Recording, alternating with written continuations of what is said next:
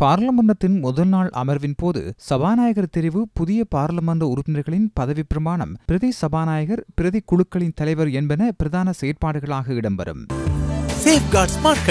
எனது குடும்பத்தின் ஸ்மார்ட் தெரிவு. அன்றைய தினம் பாராளுமன்றத்தின் பிரதான பொறுப்பு பாராளுமன்ற பொதுச் செயலாளரினால் முன்னெடுக்கப்படும். முதல் நாளில் பாராளுமன்றத்திற்கு வருகை தரும் உறுப்பினர்களுக்கு உரிய ஆசனங்கள் ஒதுக்கப்படாத நிலையில் அவர்கள் அங்குள்ள ஆசனங்களில் அமர்வதற்கான சந்தர்ப்பம் உள்ளது. செங்கோல் சபைக்கு எடுத்து வரப்பட்டதன் பின்னர் பாராளுமன்றம் கூடும் தினம் மற்றும் நேரம் குறிப்பிடப்பட்டு ஜனாதிபதியினால் வெளியிடப்படும் அதிவிசேட வர்த்தமானி அறிவித்தல் பொதுச் செயலாளரினால் நாளில் முதல் செயற்பாடாக சபையில் முன்வைக்கப்படும்.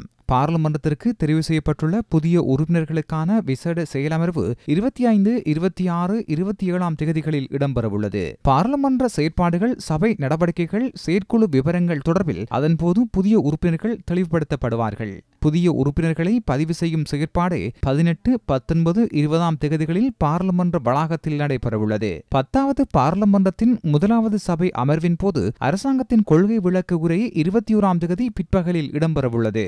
ஜனாதிபதி அனுரகுமார திசாநாயக்க குறித்த உரையை நிகழ்த்துவார். அரசியலமைப்பின் 33வது பிரிவுக்கமைய பாராளுமன்ற சபை நடவடிக்கைகள் ஆரம்பமாகி அரசாங்கத்தின் கொள்கை விளக்க உரை பாராளுமன்றத்தில் முன்வைக்கப்படுதல், பாராளுமன்றத்தின் கன்னி அமர்வுக்கு தலைமை வகித்தல் ஜனாதிபதியின் அதிகாரங்களில் குறிப்பிடப்பட்டுள்ளது. அதன் அடிப்படையில் பாராளுமன்றத்தின் ஒவ்வொரு புதிய அமர்வின் ஆரம்பத்திலும் அரசாங்கத்தின் கொள்கை விளக்க உரை ஜனாதிபதியினால் முன்னெடுக்கப்பட வேண்டும்.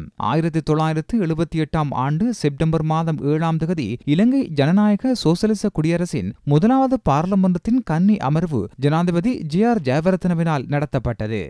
அதன்போது வரலாற்றில் முதன்முறையாக அரசாங்கத்தின் கொள்கை விளக்கம் பாராளுமன்றத்தில் முன்வைக்கப்பட்டது. அதன் பின்னர் இரண்டாவது பாராளுமன்றத்தில் அப்போதைய ஜனாதிபதி ரணசிங்க பிரேமதாசவினால் கொள்கை விளக்க உரை முன்வைக்கப்பட்டது. எனினும் 1994ஆம் ஆண்டு அக்டோபர் 18ஆம் தேதி இடம்பெற்ற மூன்றாவது பாராளுமன்றத்தில் அப்போதைய ஜனாதிபதி டி.பி. விஜயதுங்கவினால் பாராளுமன்ற கொள்கை விளக்க உரை முன்வைக்கப்படவில்லை. அதன் பின்னர் 4ஆம், 5ஆம், 6ஆம் மற்றும் 7ஆம் பாராளுமன்ற அமர்வுகளின் போது ஜனாதிபதிகளினால் கொள்கை விளக்க உரை முன்வைக்கப்படவில்லை. எனினும் 2015ஆம் ஆண்டு நவம்பர் மாதம் 1ஆம் தேதி ஆரம்பமான 8வது பாராளுமன்றத்தின் முன்னாள் ஜனாதிபதி மைத்ரிபால சிறிசேன மற்றும் 2020 ஆகஸ்ட் மாதம் 20ஆம் தேதி ஆரம்பமான 9வது பாராளுமன்றத்தின் கன்னி அமர்வின் போது முன்னாள் ஜனாதிபதி கோட்டாபய ராஜபக்ஷவினால் அரசாங்கத்தின் கொள்கை விளக்க உரை முன்வைக்கப்பட்டது. இந்நிலையில் இலங்கை தேர்தல் வரலாற்றில் கூடுதலான பெண் பாராளுமன்ற உறுப்பினர்கள் இம்முறை பாராளுமன்றத்திற்கு தெரிவு செய்யப்பட்டுள்ளனர். 21 பெண் பாராளுமன்ற உறுப்பினர்கள் இம்முறை பாராளுமன்றத்தை பிரதிநிதித்துவப்படுத்துகின்றனர்.